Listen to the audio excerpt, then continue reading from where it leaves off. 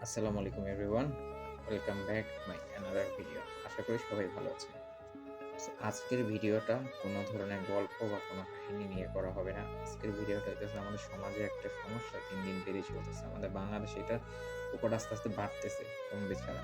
সেটা হতেছে একটা ডিভোর্সের কথা বলতেছি আজকে। এটার ব্যাপারে আমার ম্যাক্সিমাম বেশি একটা নলেজ নাই। তো আমি নেটে একটু ঘাটাঘাটি করে যা দেখলাম যে বাংলাদেশে 2013 এ 2023 তে ডিভোর্সের মাত্রা 1.1%। ঠিক আছে? যেটা এখন ডে বাই ডে বাড়তেই আছে, কমবে ছাড়া। ঠিক আছে? এখন আপনার এখন এই টপিকসটা নিয়ে আমি সামনে আগাবো না। আমি একটা কথা আপনাদের বলার জন্য আজকে ভিডিওটা করা।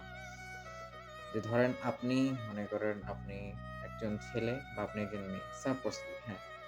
আপনার ধরেন ভালোবেসেই বিয়ে করছেন বা ফ্যামিলির মাধ্যমে বিয়ে হইছে আপনাদের। হ্যাঁ? বিয়ে হওয়ার পরে হয়তো আপনি ছেলে আপনার ভিতরে সমস্যা হইতে পারে বা আপনি মেয়ে আপনার ভিতরে সমস্যাটা হইতে পারে। ঠিক আছে? এখন সমস্যার কারণে মনে করেন সংসারে প্রত্যেক সময় অশান্তি, ঝগড়াঝাটি লাইগাই থাকে। এরকম লাগালাগি করতে, করতে একসময় ছেলেটা বলতেছে যে, "আমার আর তোমার সহ্য হইতেছে না।" মেয়েটা বলতেছে, "আমি আর তোমার সাথে থাকতে পারতেছি না।" এখন উপায় কি? ডিভোর্স। আমাকে তুমি ডিভোর্স দিয়ে দাও, আমি তোমাকে ডিভোর্স দিয়ে দেই। তুমিও শান্তিতে থাকো, আমিও শান্তিতে থাকি। আচ্ছা ঠিক আছে।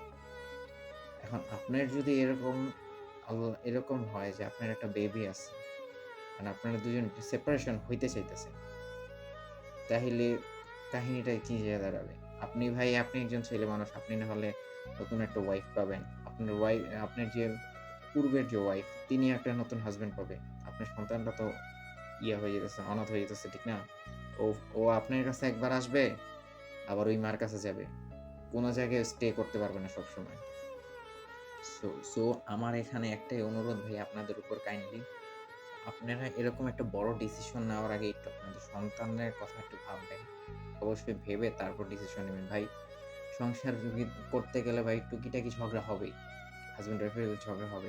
এর জন্য ভাই জিনিসটা এতটুকু পরিমাণ টাইনা নিয়েন না যে লাস্ট পর্যন্ত ডিভোর্স হয়ে যায়। এরপরে আপনার সন্তান অনাথ হয়ে যায়। এটা যদি মনে করেন কারো খারাপ লাগে, আমি আগে থেকে ক্ষমা চেয়ে নিচ্ছি আপনাদের কাছে। এই ভিডিওটা অন্য কোনো অন্য কোনো দিক দিয়ে নিবেন না।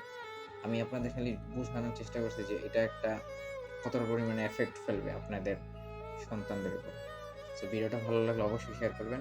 আর সবাই সুস্থ থাকবেন। আসসালামু আলাইকুম।